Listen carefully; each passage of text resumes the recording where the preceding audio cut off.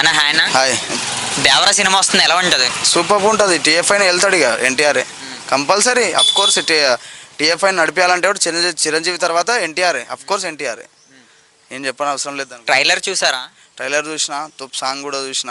Super ఉంటుంది. Acting, dance, అంటే way of talking కూడా, అంటే ఫిలిం ఇండస్ట్రీ కాకుండా బయట కూడా అవుట్కమ్లో కూడా మంచిగా ఉంటాడు ఆయన. అంటే అందరితోని కలుపుకొని పోయే తత్వం ఉంది ఆయన దగ్గర, ఎన్టీఆర్ దగ్గర. ఈసారి 1000 కోట్లు పక్కన అది కన్ఫర్మ్. దీనికి ఇంకా పైకి రావచ్చు. ఓకే, ఇందులో డబుల్ రోల్ అంటున్నారు కదా, ఒకవేళ ఎలా ఉంటుంది మరి ఫ్యాన్స్కి? మంచిగా ఉంటుంది. అఫ్ కోర్స్ ఆయన ఏం చూస్ చేసినా మంచిగా చూస్ చేస్తాడు కదా ఎన్టీఆర్. మరి చాలా మంది అన్న ఇది ఆచార్య 2 అన్నట్టు ట్రోలింగ్ చేస్తారు. అవన్నీ తొక్క. అవేమో ఎన్టీఆర్ఏ సింగిల్ ఎజెండా ఉంటుంది అంతే. ఓకే, వన్ వాటిలో ఎన్టీఆర్ గారి గురించి ఏం చెప్తారన్న? No one can replace him. Devara movie అంటే ఏంటి?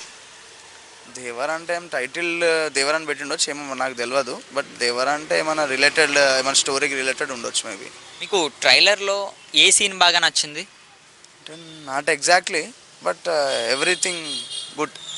ఆయన క్లాస్గా ఉంటే బాగున్నదా, మాస్గా ఉంటే బాగున్నదా చూడడానికి? క్లాస్గా ఉంటే బాగుంటుంది.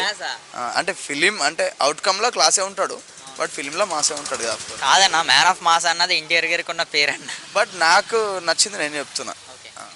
మీకు అందరూ డబుల్ రోల్ కదా, క్లాస్ రోల్ బాగా హైయెస్ట్ అయ్యే అవకాశం ఉందా, మాసే హైయెస్ట్ అవుతుంది. మాసే. జాన్వీ కపూర్ ఎలా ఉంది? మంచిగా ఉంది. అంటే ఆమెకి ఇప్పటి వరకు ఏముందో తెలియదు, బట్ ఎన్టీఆర్తో ఉన్నప్పుడు హైక్లో లేస్తుంది ఇప్పుడు. వీళ్ళిద్దరు కాంబినేషన్ ఓకేనా? ఓకే. చాలామంది శ్రీదేవి గారు పెద్ద ఎన్టీఆర్ గారు, జాన్వీ కపూర్ జూనియర్ ఎన్టీఆర్ గారు అంటున్నారు కదా, మరి మీకు ఎలా అనిపిస్తుంది వీళ్ళిద్దరు పేరు? సూపర్. వాళ్ళకి క్వైట్ సింపుల్ ప్యారలల్గా ఉంటుంది, మంచిగా కూడా ఉంటుంది. వన్ వాటిలో దేవరా ఎటువంటి విధ్వంసం సృష్టించే అవకాశం ఉంది? మరి టీఎఫ్ఐని వెళ్తుంది పోయి.